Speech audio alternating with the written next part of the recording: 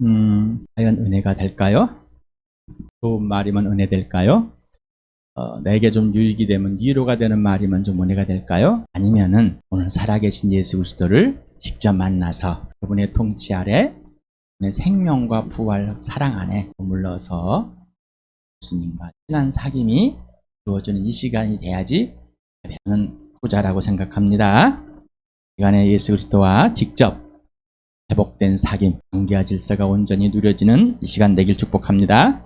오늘도 베드로전서 1장 13절에서부터 16절까지를 보는데 지난번에 했던 1절에서부터 12절까지를 같이 읽겠습니다. 시작. 예수 그리스도의 사도인 베드로가 본도와 갈라디아와 갑바도기아와 아시아와 비두니아에 흩어져 사는 나그네들인 택하심을 입은 이들에게 이 편지를 씁니다. 하나님 아버지께서 여러분을 미리 아시고 성령으로 거룩해 주셔서 여러분은 순종하게 되고 예수 그리스도의 핏부림을 받게 되었습니다. 여러분에게 은혜와 평화가 더욱 가득 차기를 빕니다. 우리 주 예수 그리스도 하나님 아버지께 찬양을 드립시다. 하나님께서는 그 크신 자비로 우리를 새로 태어나게 하셨습니다. 그리하여 그는 죽은 사람들 가운데서 예수 그리스도가 부활하심으로 말미암아 우리로 하여금 산 소망을 갖게 해줬으며 썩지 않고 더러워지지 않고 낡아 없어지지 않는 유산을 물려받게 하였습니다. 유산은 여러분을 위하여 하늘에 간직되어 있습니다. 하나님께서는 여러분의 믿음을 보시고 그의 능력으로 여러분을 보호해 주시며 마지막 때 나타나게 되어 있는 예비된 구원을 얻게 해주십니다. 그러므로 여러분이 지금 잠시 동안 여러 가지 시련 속에서 어쩔 수 없이 슬픔을 당하게 되었다 하더라도 기뻐하십시오. 하나님께서는 여러분의 믿음을 단련하셔서 불로 단련하지만 결국 없어지고 마는 금보다 더 귀한 것이 되게 하시며 예수 그리스도께서 나타나실 때 여러분에게 칭찬과 영광과 존귀를 얻게 해주십니다. 여러분은 그리스도를 본 일이 없으면서도 사랑하며 지금 그를 보지 못하면서도 믿으며 말로 다 표현할 수 없는 즐거움과 영광을 누리면서 기뻐하고 있습니다. 여러분은 믿음의 목표 곧 여러분의 영혼의 구원을 받고 있는 것입니다. 예언자들은 이 구원을 자세히 살피고 연구하였습니다. 그들은 여러분이 받을 은혜를 예언하였습니다. 누구에게 또 어떤 때에 이런 일이 일어날 것인지를 그들이 연구할 때 그들 안에 계신 그리스도 영이 그리스도에게 닥칠 고난과 그 뒤에 올 영광을 미리 증언하여 드러내 주었습니다. 예언자들은 자기들이 섬긴 그 일들이 자기들 위한 것이 아니라 여러분을 위한 것임을 계시로 알게 되었습니다. 그 일들은 하늘로부터 보내주신 성령을 힘입어서 여러분에게 복음을 전한 사람들이 이제 여러분에게 선포한 것입니다. 그 일들은 천사들도 보고 싶어한 것입니다.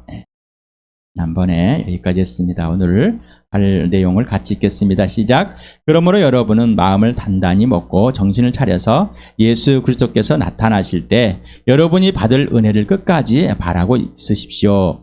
순종하는 자녀로서 여러분은 전에 모르고 쫓았던 욕망을 따라 살지 말고 여러분을 불러주신 그 거룩하신 분을 따라 모든 행실을 거룩하게 하십시오. 성경에 기록하기를 내가 거룩하니 너희도 거룩하여라 하였습니다. 베드로전서의 내용의 구절을 따가 좀 간단하게 이렇게 전달해 드리겠습니다. 금방 1장 1절에서부터 12절까지 봤던 것은 인사와 그리고 하나님 아버지와 아들 예수 그리스도와 진령이신 하나님의 합작, 그분이 누구신지를 알려주고 합작으로 이루어진 택하심을 분명하게 선포하고 있습니다. 그리고 그것이 하늘에 간직되어 있는 구원, 곧 예수의 부활로 믿음과 산 소망을 가지게 된 그 사실이 무엇인지, 그리고 예수 그리스도 오시고 죽으시고 부활하셔서 승천하시는 것까지를 분명하게 말씀해 주신 하나님의 약속을 예언자를 통해서 말씀하셨다는 것입니다. 13절에서부터 4장 20절까지가 이제 이 베드로전서의 본론으로 이렇게 학자들은 구조로 나누고 있다고 합니다. 성도의 정체성과 고난, 1장 13절에서 3장 12장 거룩한 존재와 삶이란 가치겠죠. 그리고 1장 13절, 2장 10절까지 성도의 정체성에 대해서, 그리고 2장 11절에서 3장 20절 거룩한 삶의 구체적인 실현, 바로 교회가 뭔가, 그 다음에 3장 13절에서부터 4장 20절까지 육체의 삶의 구체적인 실제 고난에 참여하는 삶이 무엇인가? 왜 이 땅에서 육신으로 남아있는 이 육체가 고난을 왜 당해야 될 것인가? 고난을 당할 때 어떻게 참여해야 될 것인지를 구체적으로 이렇게 권면하고 설명해 놨고 권면하고 있습니다. 5장을 보면 결론입니다. 5장 1절에서 14절까지 성도의 겸손과 인내를 이렇게 말하고 있답니다. 5장 1절에서는 특히 베드로가 난 장로다라고 할 때 교회 지도자, 특히 장로 역할과 성도와의 관계 질서, 성도의 역할들이 어떤 것인가, 교회의 질서를 분명하게 말하고 있고, 그 다음에 5장 7절에 12절은 영적인 전쟁을 내서 바라보고, 그 다음에 마지막에 인사로 이렇게 내용을 구조를 이렇게 설명해 드렸습니다. 더 이제 구체적으로 설명들이 필요한데, 여기까지는 어떤 목사님이 이런 이렇게 제목별로 이렇게 다 책으로 만들어 가지고 그걸 내워서 성경을 분해할 수 있도록 이렇게 해주는 참 도움도 되겠지만, 우리가 예수 그리스도의 그러니까 우리에게 주신 또 성령께서 지금 말씀하신 내용들이 예수 그리스도와 사귀고 있다면은 충분하게, 성령께서 알려준다면 충분하게, 만약 이거를 모르고 있다면은 이걸 알 수 없는 사람이라면 어떨까? 또 나는 모르니까 아이고 이 믿음에서 떨어져 나가겠다, 이런 생각을 조심하시 바랍니다. 성령께서는 율법을 우리 머리에다가 가슴에다 새겨주고 박아주시고 약속, 그러니까 우리가 다 모르더라도 성령께서 그 사실들을 주시기로 했습니다. 하고 모르는 것이 좋다는 것이 아니라 알길 바랍니다. 하나님 아버지, 아들 예수 그리스도, 성령님, 이 삼위 하나님을 어떤 분이신지, 그리고 구체적으로 어떤 역할을 하신지를 해서 하나님 아버지께서 미리 아시고 계획하신 분이시다. 성령 하나님께서 나를 택하시고 거룩하게 만드셨다. 또 예수 그리스도의 죽은 자 가운데 부활하심으로 순종과 핏부림으로써 나를 하나님의 택하심에 만들어졌다. 이렇게 1장 2절에서 1장 1절과 2절에서 아주 나의 존재와 가치를 분명하게 말씀해 주시고 있습니다. 나그네다. 왜 나그네라고 그랬냐고요? 이 땅에 사는 삶은 나그네와 같은 삶이다. 정착된 삶이 아니라 잠깐 있는 삶이다. 그래서 바울은 너를 위해서 있는 삶이라는, 너를 위해서 나그네로 우리가 예수를 위해서 살지만 예수를 위해 사는 삶은 땅에 사는 삶, 너 때문에 살아가는 겁니다. 때문에 이 예수 그리스도의 죽으심과 부활은 곧 산 소망이 되겠죠. 예수님이 하나님의 택함 받고 거듭난 자는 예수님의 재림을 기다리고 있는 사람들. 그런데 예수님의 재림만 기다리는 것이 아니라 하루하루의 삶을 실제로 살아감으로써 예수님께 직접 지금 여기에서 칭찬받고 예수님께 나를 영광되게 해주시고 예수님께 나를 존귀하게 여겨주시는 것을 실제로 알고 있는 삶. 그러니 마지막에 예수님 오실 때 그 사실을 그대로 듣게 된다는 것이죠. 또 그대로 또 인정받는다는 것이죠. 그래서 이 구원은 어디에 있다고요? 하늘에 있다. 이 구원과 부활, 이 부활을 보고 예수를 산소망하게 돼서 썩지 않다, 더러우지 않다, 낡아지지 않다. 그래서 여기서 보면 영원한 것이다, 영구적인 것입니다. 그래서 영원한 것이지 시들해지는 것 아닙니다. 그런데 우리는 자꾸 예수님과의 관계, 이 세상에서 옛 것을 자꾸 낡아져 없어지는 것처럼 대하고 있습니다. 우리 처음에 남녀가 만나면 뜨거워서 1일이니 2일이니 100일이니 3일 1000일 이렇게 하는데 결혼하면 그러질 않아요. 예수님 참 뜨겁지만은 시간이 지나면은 그건 우리 입장에서 낡아 없어지는 삶을 계속 살아가려고 하기 때문입니다. 그게 아니라 우리의 몸은 약해고 낡아지지만은 하나님과의 관계는 더 깊어져서 더 사랑으로 가득 차길 바랍니다. 그렇게 되는 것이 정상입니다. 사랑은 자라가야 되는 겁니다. 은혜, 들 자격이 없는 자에게 아무 조건 없이 가장 값비싼 것을 선물로 받은 것이 은혜라. 은혜는 누구라고 그랬어요? 예수 그리스도. 예수 그리스도. 성령에 의해서 예언자를 통해 미리 연구되어졌고 성령으로 사도들을 통해서 전해진 복음, 바로 예수 그리스도입니다. 듣지도 않은 예수를 사랑하게 되었고 만나본 적도 없는 예수를 믿게 된 사람. 여러분 예수를 보고 믿었습니까? 예수를 만나보고 믿었습니까? 아니요. 예수를 소개받았고 그분은 직접 살아계시기 때문에 여러분에게 찾아오셔서 여러분을 사도에게 믿음을 주시고 믿게 해주셨습니다. 그래서 예수님은 도마에게 너는 나를 본고로 믿느냐? 보지 않고 믿는 사람들이 뭐라고? 더 복이 있는 사도들보다 더 복이 있는 사람들입니다. 부활, 믿음을 알려준 것이죠. 믿을 수 있는 대상 예수 그리스도, 거듭남, 구원, 살아있는 소망, 하늘의 유산, 이미 하늘에 간직되어 있는 것, 이게 바로 우리가 다 가지고 있는 겁니다. 그래서 이 사실은 천사들도 모르고 보고 싶어 했던 것. 그래서 천사는 뭐 사람을 섬기는 종입니다. 천사를 더 위대하고 천사가 더 사람보다 더 위대하다고 천사를 숭배하는 잘못된 가치관들, 이제는 교회당에서 멈추시길 바랍니다. 여러분에서 멈추시길 바랍니다. 삼위 하나님은 누구신가? 그러면 나는 누구인가? 나는 왜 존재하는가? 나는 어디서 와서 어디로 간가? 분명해졌습니까? 시간에 또 분명한 삶을 찾아가 봅시다. 그러므로 저는 그렇기 때문에 이호라는 이 헬라어인데 이유, 왜 그랬을까라는 것. 그래서 위의 것을 그렇기 때문에 이제 하나님의 자녀가 되어서 영원한 산소망을 갖고 구원을 이미 이루어진 사람들, 인직한 사람들이기 때문에 이렇게 예수 그리스도를 들었다는 것은 놀라운 일. 천사들도 모르는 이런 것을 여러분은 믿고 보고 믿고 지금 있는 상황입니다. 그렇기 때문에 여러분은 단단히 마음을 단단히 먹고 정신을 차려서 예수 그리스도께 나타나실 때 여러분이 받을 은혜를 끝까지 바라고 있으십시오. 그랬습니다. 여기서 동이다라는 말이 나옵니다. 동이다, 허리에 매다라는 건데 헬라의 본문에서 이제 이렇게 나와 있습니다.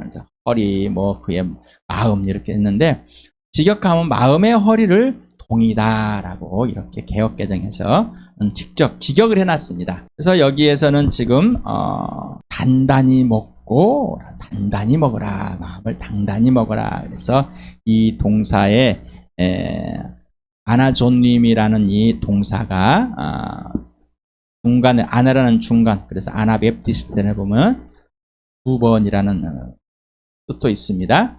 그래서 재친례교도라고 이렇게 표현했던 중세 있었던 파입니다. 그 다음에 스스로 띠를 묶다라는 합성.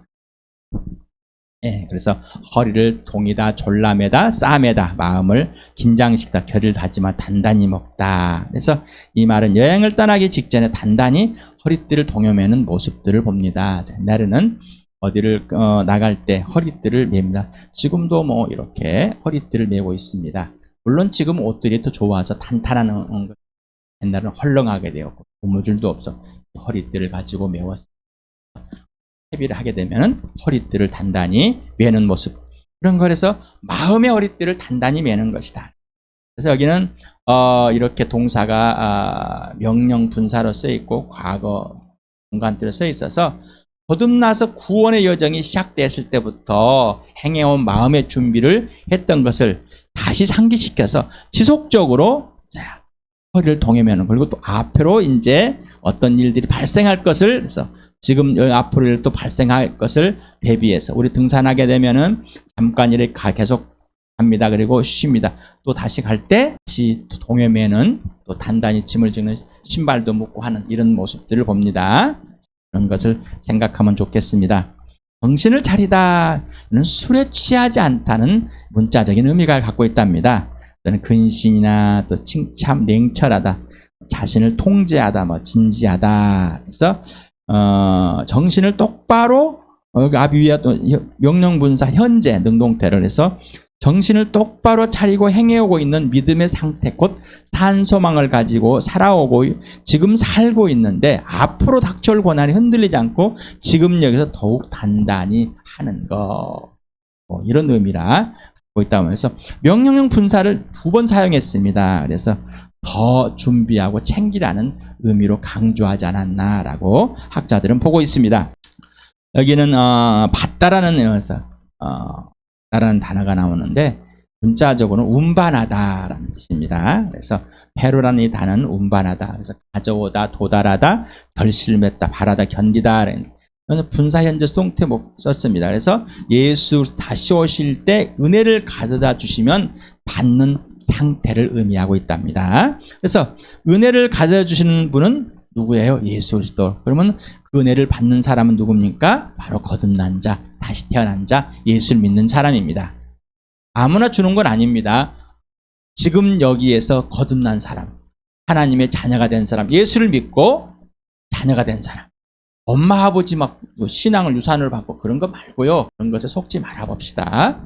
그러면 이스라엘 사람은 한 사람도 죽지 않았습니다. 그러면 예수님이 나를 믿지 않은 죄로 죽을 것이라면 그러면 예수님이 뻥친 거죠. 그럼 성경은 틀렸겠죠. 그럼 예수님이 그 이스라엘 백성에서 죽을 이유가 없겠죠. 그럼 이방 사람들만 죽었습니까? 화가 넘어가지 맙시다. 끝까지 바라다라는 게 있습니다. 텔레이오스 엘피사테라는 이 단어가 있는데 끝까지 하십시오라서 끝까지라는 텔레이오스는 완전히 완벽하게 충분히랑 갖고 있어요. 그래서 끝까지 온전하게 바라다라고 했어요. 엘피저라는 건 소망하다, 희망하다, 기대하다 했어요. 그래서 명령 과거 능동태를 써서 지금부터 옛날에 그 소망을 해왔던 바라봤던 그 순간부터 지금까지 이 바라본 것을 어떻게 해요? 계속해서 앞으로도 바라본 경험이 있지 않습니까? 바라본 경험, 예수님을 다시 오실 때를 기다리면서 예수님 나타날 때를 기다리고 있는, 그래서 예수님만을 바라보는 그 경험이 있단 말입니다. 그래서 그 관계 중에 계속 왔습니다. 그러니까 계속해서 속적으로 바라보라는 거예요. 그래서 오늘 지금부터 바라보라는 것이 아니라 예수 때부터 바라보았던 그 사실, 그거를 계속해서 바라보라는 얘기입니다. 순종하는 자녀로서 여러분은 전에 모르고 쫓던 욕망을 따라 사지 말고, 호스라는 테크나 휘파코에스라는 이 연결된 이 단어 한 단어에서 뭐로서 자녀 순종에 이렇게 해서 순종이랑 히파코에라는 이 단어를 다시 한번 봅시다. 휘포라는 이 아래라는 전치사하고 그 다음에 아코라는 이 동사가 듣다라는 합쳐져서 복종이다. 그래서 발 아래 경청하는 모습을 의미하는 거. 문자적으로는 그렇게. 그래서 부모와 자녀의 관계와 질서에서 자녀의 순종을 비유적으로 보여준 것인가? 아니면은 예수 그리스도의 순종을 배워서 예수 그리스도와 사귐 가운데 순종하는 자녀로서인가? 자, 이거를 이제 이 호스라는 단어를 어떻게 해석하느냐가 이렇게 달라서 두 가지로 해석을 하고 있는 거죠. 호스라는 이 단어는 접속사입니다. 그래서 뭐뭐처럼 뭐뭐 같이 뭐뭐로서, 그래서 개역개정에서 너희가 순종하는 자식처럼, 미국의 번역 성경인 NRSV도 like obedient children 이렇게 표현했으면서 누구처럼 자녀처럼이라고. 그런데 킹 제임스 버전이라든가 NIV라든가 YLT라든가 NASB라든가 이 번역성에서는 뭐뭐로서, 그래서 이 태번역에서 obedient children 이렇게 자녀로서 순종하는, 자녀로서 순종하는 자녀로서라는. 그래서 또 쉬운 성경 우리말 성경도 순종하는 자녀로서 이렇게 표현했습니다. 그래서 아마 이 순종하는 자녀로서가 더 맞지 않을까. 왜냐하면은 예수 그리스도를 직접 만나고 앞에 내용을 봤을 때 예수님께서 한 소망을 가지고 있는 그 상황, 지금까지 그렇게 살아온 것, 구원에 참여해 있는 것, 믿음으로 이 부활을 경험하고 하나님의 택하심을 입고 나그네로 살고 있는 것, 이 사실을 전혀 모르는 것이 아니라 이미 살고 있는 것을 다시 베드로는 깨우치고 있는 거고, 다시 한번 앞에 올 것을, 닥쳐올 것들을 미리 준비하라는 것, 권면하고 있는 것이기 때문에 자녀로서라는 것이 맞지 않을까 저도 생각합니다. 욕망이라는 말, 정욕, 에피디미아라는 이 단어가 있는데 정욕, 갈망 있습니다. 그래서 본을 따라 살다. 그래서 매라는 부정어가 있어. 본을 따라 살지 말고. 그래서 따라 살다는 지스케마티조라는 이 단어는 무엇을 본따서 형성하고 동일하게 하고 몸 모양 같이 되고 본받고 뭐 이런 것 같습니다. 그래서 여기는 동사로 쓰여 있고 분사 현재 중간태로 써 있습니다. 그래서 에베소 2장 1, 2절에서 보면 우리가 주일날 몇 주째 했죠.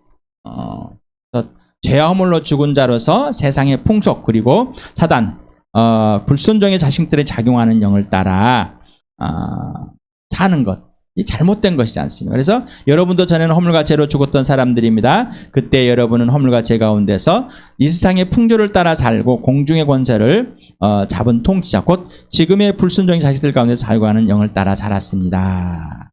맞습니까? 자, 옛날의 그 모습 그대로 따라가는 것이 아니라 새 사람으로 살아가는 것입니다. 이제 새 사람 살았으니까 흔들리지 말자는 얘기입니다.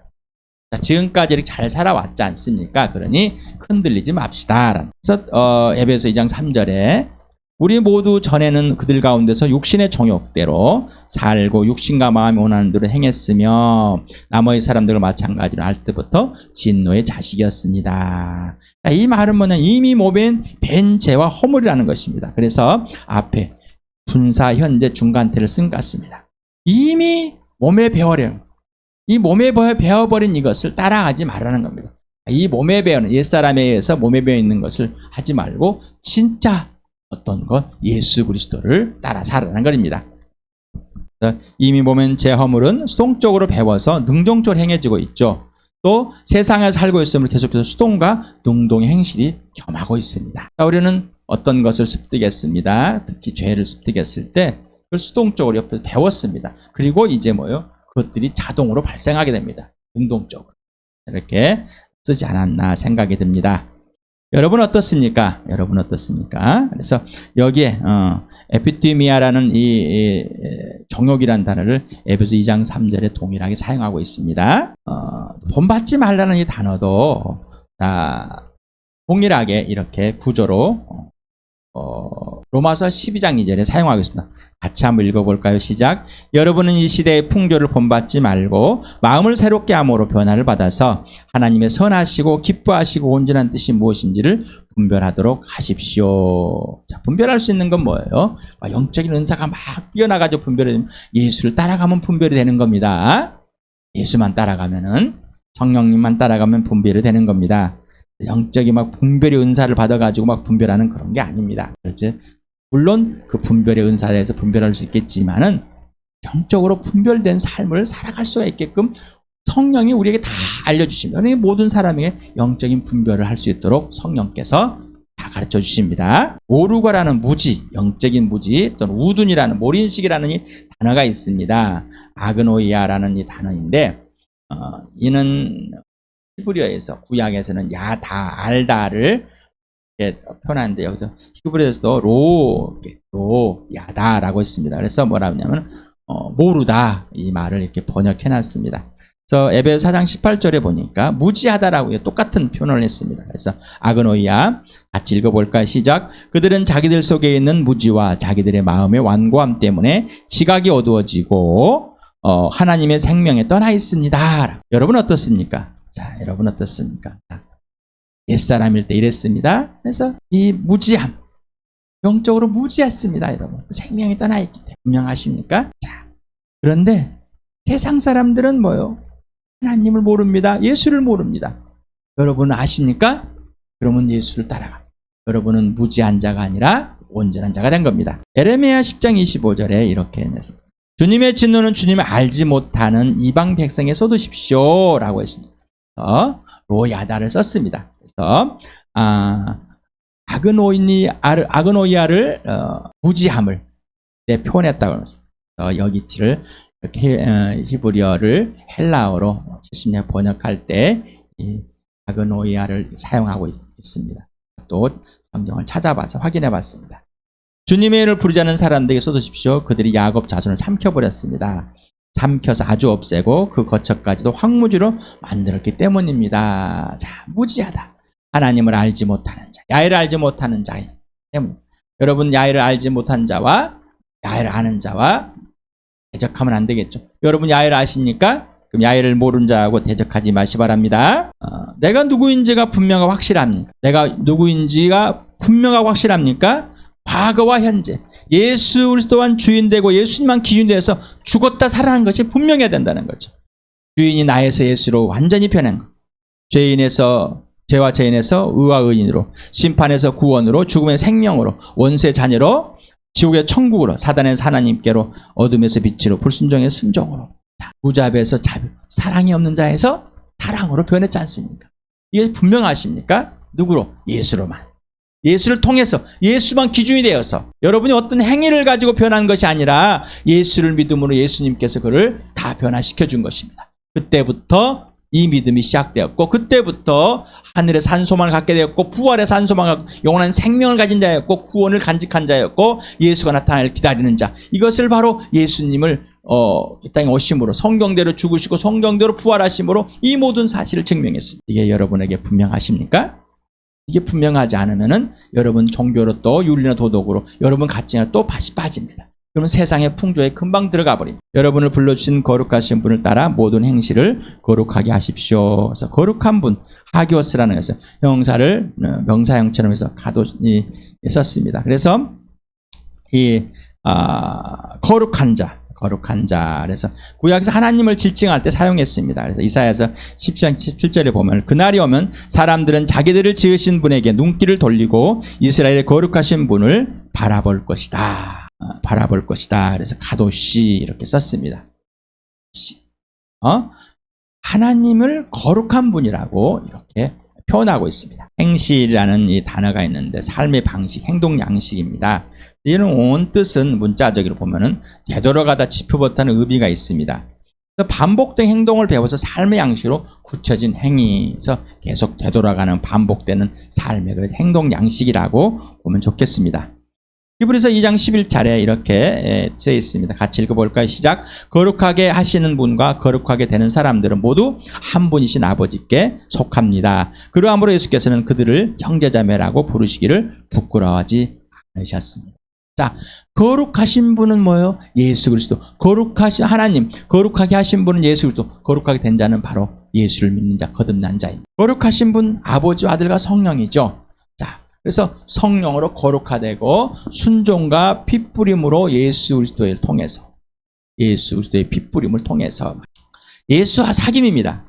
거룩한 자, 거룩하신 분과 같이 거룩한 자가 될 수 있는 것은 예수님과 사귐밖에 없습니다. 그래서 지시하는 대로 순종하는 겁니다. 그래서 이렇게 하십시오 명령을 했습니다. 기노마이라는 이 대단한 단어를 여러분 봤었죠? 그래서 명령입니다. 그래서 명령을 받았기 때문에 수동태였습니다. 이미 거룩하게 된 것을 그대로 유지하라라는 것입니다. 거룩하게 된 것을 된 수동과 또 능동적 행식을 그래서 이렇게 수동태 디포넌트로 사용하지 않을까 자들은 본 것 같습니다. 그래서 우리는 거룩하게 된 건 수동입니다. 그런데 이제 이 능동적으로 거룩함을 이루어가는 것, 우리가 구원을 이루어가는 것, 그래서 하나님께서 그를 기뻐하게 우리 안에서 기뻐하실 것을 요원하게 해주셔서 그를 실천하게 하신 분. 그래서 하나님의 거룩하게 되는 것, 거룩한 같이 우리가 거룩하게 되는 것은 하나님의 염원입니다. 거룩하신 분과 같이 거룩한 자로서 거룩한 삶을 사는 것은 율법적인 행위가 아니라 삼위 하나님과의 정익적인 사귐으로 관계 질서가 분명하고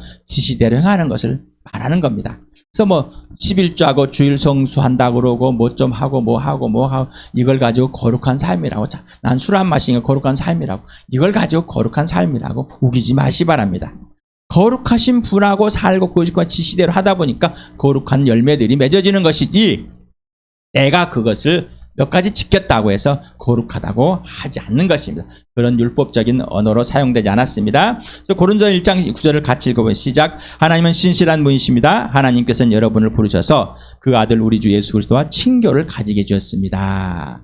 여러분, 예수님과 친밀한 사귐을 가지고 계십니까? 예수님과 친밀한 사귐이 없다면은 아무런 관계가 없는 삶입니다. 하나님과 아무런 관계가 없습니다. 여러분이 아무리 무엇을 하더라도, 거룩한 척 하더라도 그건 거룩한 삶이 아닙니다. 여러분이 착한 척, 선한 일 하더라도 그건 선한 일이에요. 하나님께서 하라는 대로 하는 것이 선한 일이라는, 선한 사람입니다. 성경에 기록하기를 내가 거룩하니 너희도 거룩하여라. 또 레위기 26장 16절이나 19장 2절에 보면은 이렇게 같이 읽어볼까요? 시작. 나 주가 거룩하니 너희도 나에게 거룩한 사람이 되어야 한다. 나는 너희를 무백성 가운데서 골라서 나의 백성이 되게 하였다. 이스라엘 자손 온 회중에게 말하여라. 너는 그들에게 이렇게 일러라. 너희 하나님인 나 주가 거룩하니 너희도 거룩해야 한다. 이 말은 내가 어떤 거룩한 삶을 찾아내가지고 한 것이 아니라 하나님과의 관계와 질서가, 사랑의 관계와 질서가 지속적이 아니면 하나님의 거룩하심을 봐야지만이 뭐가 거룩한지를 알지요. 왜냐하면 내가 거룩하니 왜냐하면 너희도 거룩하여라, 이렇게 원문에는 쓰여 있습니다. 그래서 바꿔놨습니다. 원문에는 앞뒤가 거룩하게 너희도 거룩하게 해라, 왜냐하면 내가 거룩하니, 이렇게 바뀌어져 있습니다. 영어의 문장도 마찬가지죠. 종속절이 뒤에 오는 거잖아요. 그렇죠? 물론 앞에서 이렇게 하겠지만, 여기 이제 aim이라는 단어, 원뭐이다, 뭐 존재하다, 뭐 이런 갖고 있습니다. 그래서 직설부 형용 능용체를 사용해야 되겠습니다. 그래서 하나님의 지속적인 거룩한 상태를 말했습니다. 하나님이 거룩하니, 내가 거룩하니. 밑에 이제 ss 때라는 이 aim이라는 변형된 동사인데, 명령법 현재 또는 미래, 능동태라는 또 중간 디포넌트로 사용되는 것을, 이걸 어떻게 해석할 거냐에 대해서, 어찌되었든 거룩하게 된 자의 현재와 미래에도 거룩의 지속성을 말한다. 그래서 지금까지 거룩하게 살아왔는데 앞으로도, 오늘도 지금도 미래에도 계속해서 전속해야 된다. 어떻게? 거룩함의 전속. 누구의? 하나님이 계속해서 거룩하니. 그러니까 하나님은 계속해서 거룩하기 때문에 우리도 계속해서 거룩함을 유지해야 된다는 겁니다. 그래서 더 거룩해지고, 물론 우리의 변화된 모습을 말은 같지만 이미 하나님이 나를 예수를 통해서 거룩하게 만들어 버렸습니다. 거룩하게 되었습니다. 예수님과 함께 이제 거룩하게 살아가는, 죄와 싸워서 살아가는 삶, 아버지와 아들과 사귐 속에서 지체들과 사귐, 빛 가운데 사귀는 것을 말하는 겁니다. 거룩한 삶은 예수 그리스도 오늘 곧 지금 여기를 사는 삶입니다. 예수가 살아주시는 삶을 말하는 겁니다. 하루를 사는 삶은 예수 그리스도를 기다리는 삶입니다. 매일 매 순간을 삶은 다시 오실 예주는 삶입니다. 바로 칭찬과 영광과 존귀를 매일 받는 삶, 하나님의 심판 앞에 매일매일 서는 삶입니다. 바로 이게 바로 종말의 삶입니다. 이게 바로 종말의 삶입니다. 어느 날 어느 때 종말의 올 때 나는 이런 삶이 아니라 매일 매 순간마다 예수님을 기다리는, 다시 오실 예수, 마르나타, 주 예수여 어서 오십시오라는 지금 여기의 삶을 살아가는 것. 그러니 예수님의 거룩함에 참여해서 예수가 지시하는 대로 살아가지 않을 수가 없다는 것입니다. 율법적이고 어떤 관계적이지 않는 삶을, 어떤 종말을 기점을 지어놓고 그냥 내가 어떤 몇 가지를 인내하면서 살아가는 그런 삶은 아닙니다. 오직 예수 그리스도와 사귀는 삶, 예수가 살아주는 삶, 성령이 열매를 맺어주는 삶, 예수가 열매 주는 삶, 이런 복된 삶 누리기 축복합니다.